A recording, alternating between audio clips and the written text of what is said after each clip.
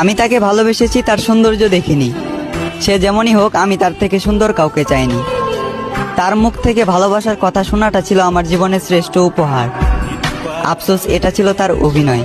তবে আমার ভালোবাসাটা অভিনয় নয়, বরং তার এই অভিনয়ের কারণে তাকে পাওয়ার যুদ্ধে আজ আমাকে মানতে হলো হার। একটা সময় হাসির রাজ্যের রাজা ছিলাম, আজ সে হাসিটাকেও হারিয়ে ফেললাম। আমি জানি আমি তার প্রথম নয়, বরং দ্বিতীয় ভালোবাসা ছিলাম। তবুও সে চিন্তাবাদ দিয়ে তাকে ফুলের মতো আগলে রাখলাম। আফসোস, সে ফুলের কাঁটাতেই আমার জীবন গেল, যে ফুলটা একটা সময় আমাকেও ভালোবাসার কথা বলেছিল। খারাপ তো তখনই লাগলো যখন দেখলাম চোখের সামনে অতি আপন মানুষটা হয়ে গেল পর।